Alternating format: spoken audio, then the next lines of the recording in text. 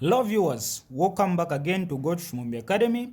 So in today's lecture, let's answer this question that came in history paper 2. So like I always say, don't forget that history paper 2 is specifically world history. So this was 2022 ECZ syllabus. So specifically, we're going to look at one of the topics, that is the rise of Adolf Hitler. Okay, so that was question 1 actually, question 1C. So this is the question you're going to look at. You can see here. So it is actually saying, in relation to Hitler's rise to power, answer the questions that follow. So all these questions we are going to answer, we are relating to what? To the rise of Hitler, okay? To his rise to power. So you can see the total number of marks here, 11 marks. So you need to understand, because this question come both on this section but also on the essay part. So let's look at the questions. Look at question 1. It is saying, name the symbol that represented Hitler's political party. What is the name of the symbol? So you need to understand, these are familiar questions. So you need to know that the symbol was the swastika, okay? The swastika. So here we're going to write, we'll say for the first question, it is the swastika. Swastika, whatever. So that was the symbol. I'm sure you can see here. So that's the name. Then the second question, which man did Hitler challenge in 1932 on his way to power? So which man did he challenge on his way to power? So you need to understand that he actually challenged the guy Paul von Hindenburg. Okay, so that was the guy with the political part at the time. Then Hitler came in and took over. So that was the guy. So it was Paul von Hindenburg.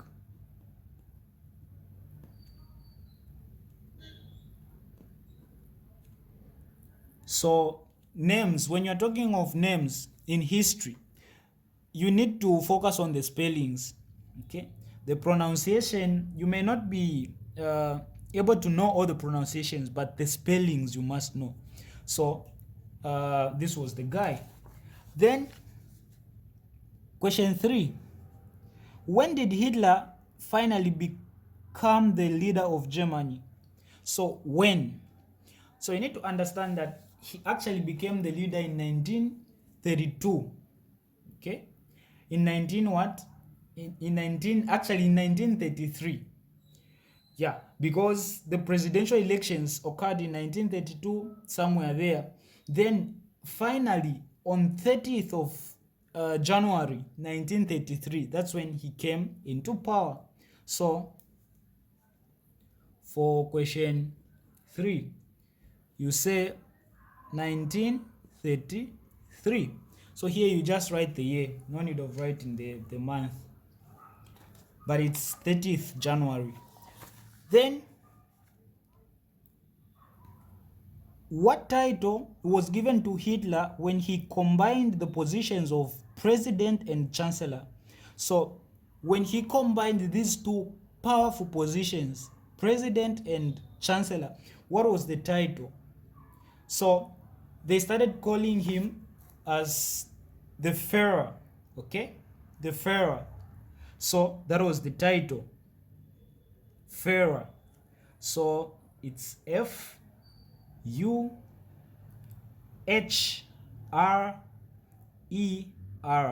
So Führer. Others can pronounce it as Führer. Yeah. So that was the title. Then the next question, it says, how many seats did the Nazi have in the Reichstag in 1932?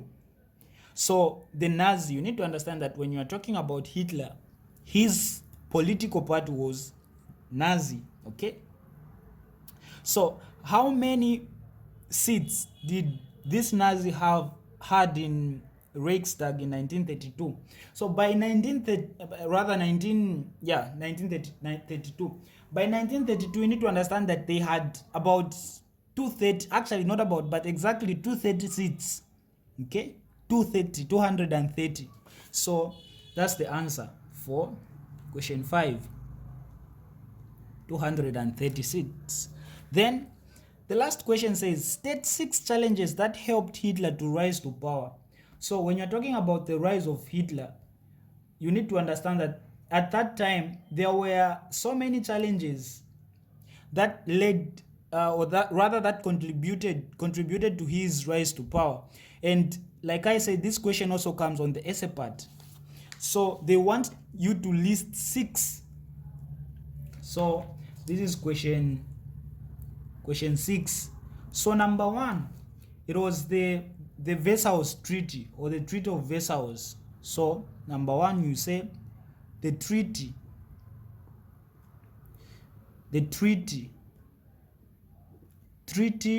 of Versailles.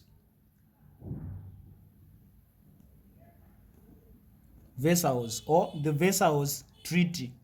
So this was the treaty that was imposed on Germany as a result of the First World War. So they imposed the treaty on Germany, and the treaty had so many things that they demanded from Germany.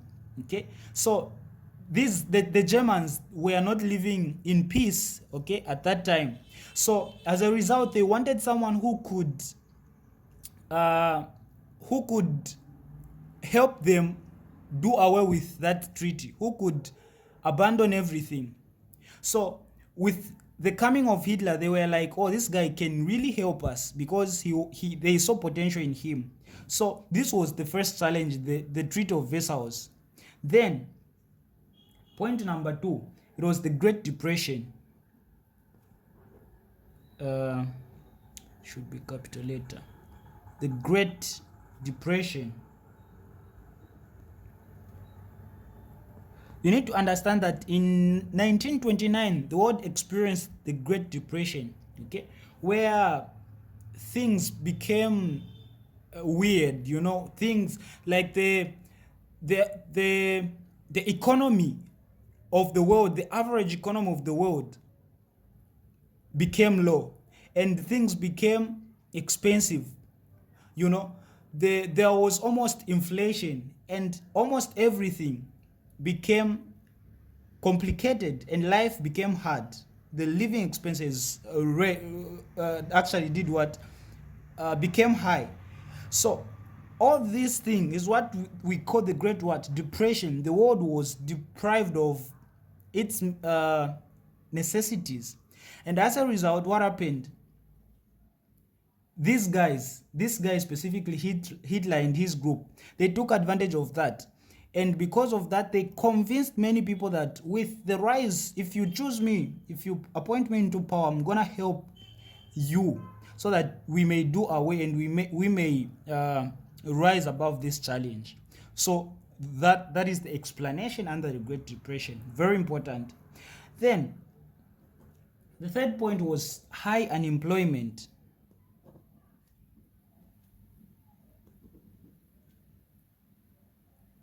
High unemployment. At that time, many people were not employed. So Hitler promised them to give them employment once appointed.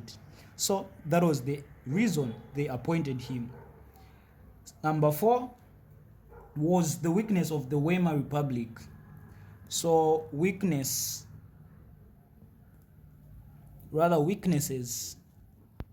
of the Weimar Republic. So this was the ruling part at that time, but it had so many weaknesses, and Hitler took advantage. So that also helped him to rise to power. So I'm explaining so that whenever they ask you to write on the essay part, you have to explain as I'm explaining. But on this part, they just wanted you to list. So this question has 6 marks. Then the 5th point was the fear of communism. Fear of communism. You need to understand that many people didn't want communism at that time, okay? They never wanted communism. So Hitler also hated communism. So they were like, if this guy comes into power, he's going to help us eradicate communism. He's going to help us prevent what? Communism. So that was another reason. Then the last reason was the Nazi propaganda. So Nazi propaganda.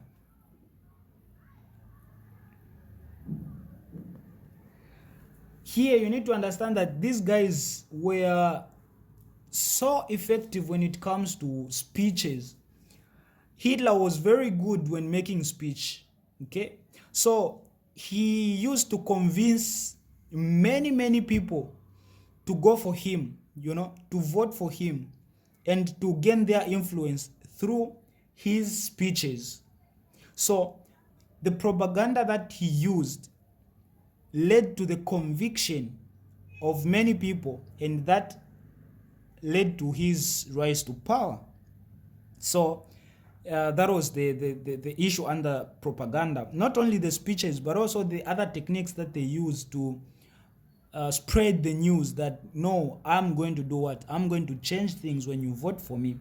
So that was the issue here under the propaganda, the Nazi propaganda. They used so many possible ways that were effective. And this is the end of the question. So we've answered everything here and I've summarized. So this is how Hitler basically rose to power. And don't forget to subscribe for more videos that are coming.